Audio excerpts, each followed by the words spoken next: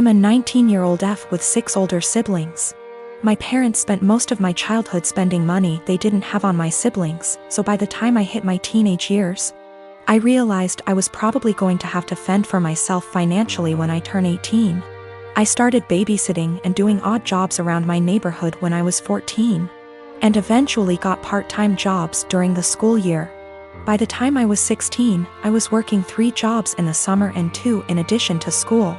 When my parents told me they couldn't pay for college, I'd already earned enough, along with scholarships, to be able to put myself through college and have plenty left over.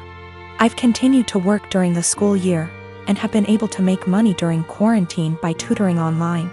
The issue began a few months ago, when my eldest sister got married. My parents spent 30 grand on her wedding, taking out a second mortgage to do so. To make matters worse, my dad was furloughed 6 days after the wedding. They'd effectively dug themselves into a hole they couldn't get out of. 2 weeks ago, my mom texted me for the first time since the wedding. She didn't say hi, ask how I was, or make any small talk. She just said, "Your dad and I need a favor. When can we call you?" I'd expected this. None of my elder siblings are doing well financially, and they've exhausted all other loan options, both from family and the bank. I figured they would text me, ask me to loan them a few thousand, and promise to pay it back when they could figure things out. I was absolutely willing to pitch in a few thousand, and had even considered giving them some of my tutoring jobs so they could make some extra cash. I was not, however, expecting them to demand I give them all the money, close to $40,000. I'd made from the ages of 14 to 18. The exact statement my mom had made was, "You made that money under our roof. We were the ones who allowed you to work, so you only have it because of us anyway. We bought you food and clothes for 18 years. That money is only a fraction of what you owe us," and so on. I said that food, clothes, and shelter were the very minimum. It's what they signed up for when they chose to become parents. I didn't ask for any of it, etc. They responded by telling me that if it wasn't for them, I wouldn't have the life I have today. I said they were being ridiculous, and hung up.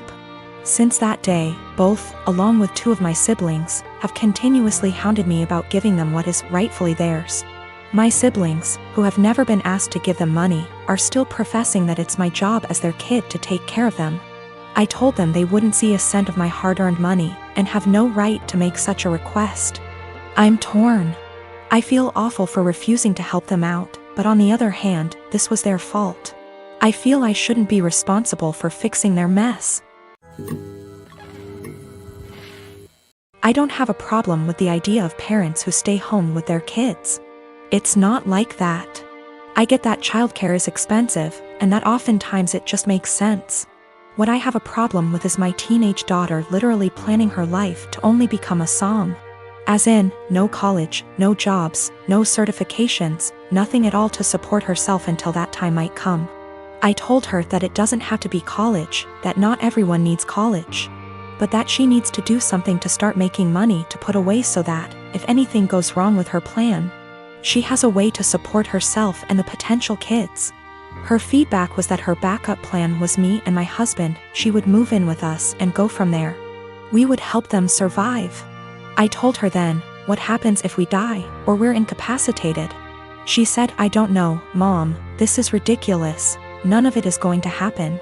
I told her bluntly that I don't want her becoming Nancy Botwin 2.0, that if something happens, she needs to have a backup plan and something behind her other than relying on other people.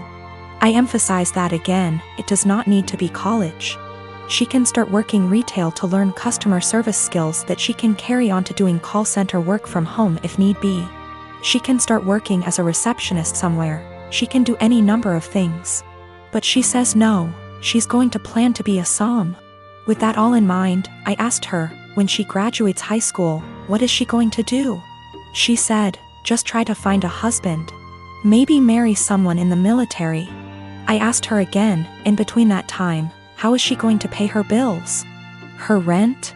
She said she assumed she would be living at home. I told her no, and that she would be moving out. She could live at home if she gets a job or tries to get some kind of community college degree or certification, but that if she insists on being a deadbeat loser and waiting for a man to come and rescue her, she's on her own. This didn't go over well, and I am now being held up as totally unreasonable, mean, etc. I don't think I'm wrong at all. I want to set her up for a lifetime of success and happiness. If this wonderful man who comes and whisks her away, knocks her up, etc., gets injured or dies, I don't want to have her come knocking at our door because she can't afford to take care of herself. My fiancé and I moved in together shortly before we got engaged. Before we did, we discussed how we'd split the housework and bills. 50/50 down the middle with some wiggle room for when the other needs help. When we moved, it was into her parents' 2-story garage that they converted into basically an apartment. They offered a low rent, $700 total, and pitch in for the electric and internet so we could save money for our own place and wedding. My fiancé earns more than me and that's cool, I'm proud of her. Before we moved in together it always seemed like she was living paycheck to paycheck, and I chalked it up to the apartment she had prior having insane high rent. She stuck to the 50/50 arrangement at first concerning bills, but she missed often and I had to remind her about it. Post-engagement, she's back to living paycheck to paycheck, either missing or very late with her part of the rent monthly. The 2 utilities we pay, groceries, late with her car payment. Her parents have talked to me multiple times about rent and I've covered her missing portion to get us caught up. And then try talking to her. It always turns into her saying we should just move if her parents are going to hound us. I told her we're lucky it's her parents because anywhere else would have kicked our asses out. On top of that, I pay my own bills, do about 65% housework, arrange and pay for most of our dates and vacations. Gifts for her, pay most towards our pets. I've suggested a financial coach, but what kicks me is whenever we're around others. She boasts about being the breadwinner since she earns more. Goes on about the stresses of being the main source of income, all the hours she has to work to pay all our bills. I was letting it slide until few days ago we were at a get-together. She and her sister started up again about her being the breadwinner. Her sister said something to the effect of her ex-boyfriend had a hard time being with someone who earned more, and my fiancé went, "Good thing OP doesn't mind me bringing home the pay." I told her just because she earns more doesn't make her the breadwinner when she blows it all on herself and I'm paying most the bills. She's embarrassed now and keeps saying I made her look bad and got her in trouble with her parents, because they want to see what she spends her money on each month, but I don't think I did anything wrong. Last night I was ready to just postpone the engagement, as of this morning after a lot of talking and things coming to light. We are broken up. She insisted we could afford her purchases based off our total incomes. Her parents were under the impression she was also paying off my student loans, my car, my phone, and paying for our vacations. She didn't get evicted from her last apartment, but she was late with her rent often enough that they weren't going to renew her lease.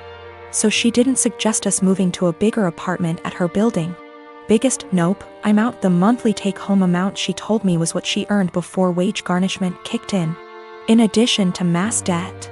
She's been doing some online stuff to make up for the money she loses due to that. I got the ring back. My brother lost his job along with all his savings several months ago, and soon after he asked me if it would be okay if he and his wife stayed with me until they could afford their own place again. I hesitated at first, considering I only have a 1-bedroom apartment, but according to them they had no other options, so of course I invited them over and bought a blow-up mattress for the living room. For the first month things were manageable, although admittedly cramped. Then my brother told me that sleeping on the mattress was giving him back pains. So he asked if he could buy a small double bed for the living room. The living room is by far the biggest room I have, so I told him that would be fine as long as there was still room for my couch, TV, bookshelves. The living room is also connected to my kitchen in an open plan style. So I reminded my brother to leave walking space around the bed. It's now been 2 months and things have gotten a lot worse. When they first moved in, I would still use the living room every day to unwind on the couch after work. Now whenever I go in, there's a strange vibe like I'm intruding. My brother and his wife are often sitting in bed together when I go in. I always knock and stare at me pointedly until I leave. Sometimes when I sit down they will directly ask me for some alone time and say they would like the room to themselves. This came to a head yesterday when my sister-in-law messaged me with a timetable she'd made of when it would be a good time for me to use the living room. The timetable basically says that they will allow me into the room for an hour each evening, plus 20 minutes around meal times. I basically shut her down instantly and told her there was no way I'd be following the timetable since in the end it's my apartment. She sent me back a huge message with a dozen paragraphs about how my constant presence was ruining her marriage with my brother and they feel like they have no privacy. I tried to talk this over with my brother that night, but when I got home neither my brother //SIL were talking to me. So he's clearly just as pissed. Today an Amazon parcel arrived for my brother with a lock for the living room door, which I told him there's absolutely no way I will allow him to install. My brother says I'm creepy for wanting constant access to where they sleep and he's insisting on installing the lock anyway.